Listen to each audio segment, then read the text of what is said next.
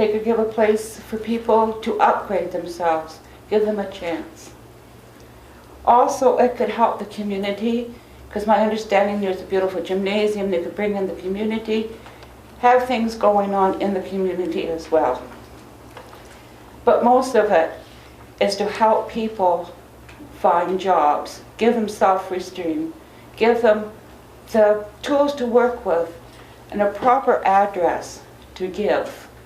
Instead of saying, well, I am homeless, but I want a job.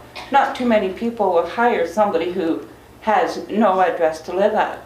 I normally come to speak to you as a somewhat frustrated member of your lower income populace. Today, I come as somebody who happens to be a woman over 24 who has been precariously housed over a lifetime, and I was quite outraged that the city went forward without coming up with a long-term plan for women in this community.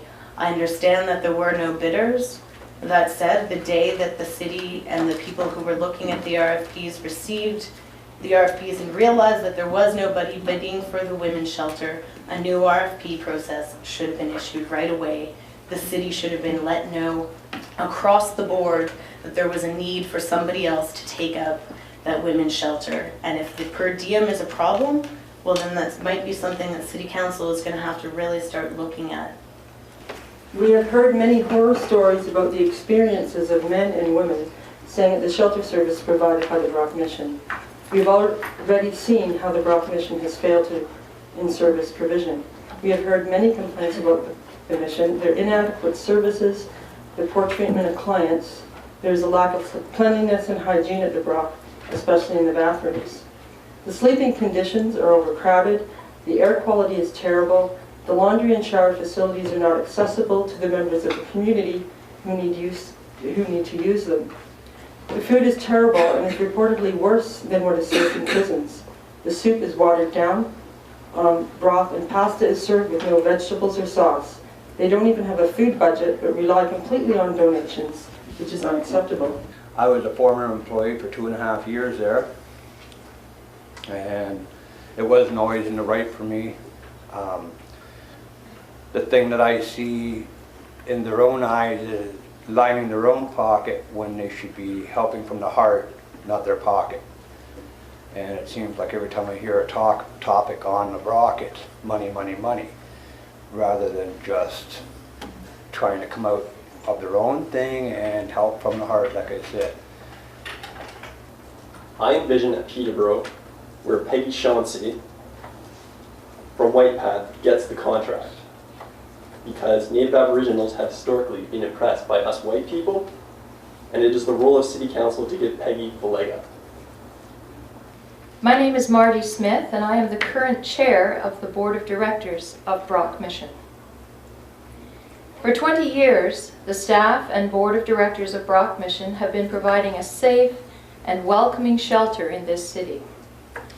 That has been Brock's mandate from the beginning, and it remains its simple mandate to be a safe and loving place of shelter.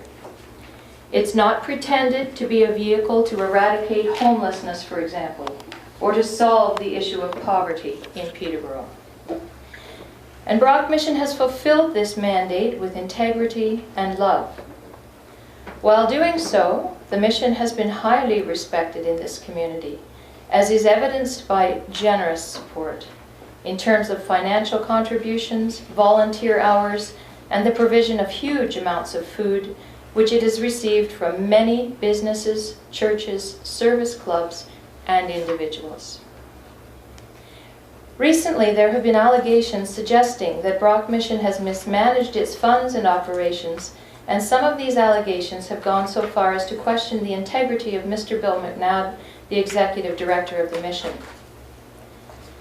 I want to clearly state that any such allegations could only be made by someone who has not personally worked side by side with Mr. McNabb and watched the thoroughness, care, and dedication with which he serves the clients and staff at the mission. I find such allegations unconscionable and want to publicly declare that the Board of Directors stands firmly behind Mr. McNabb in all the work he is currently doing and has done in the past, in his role as executive director.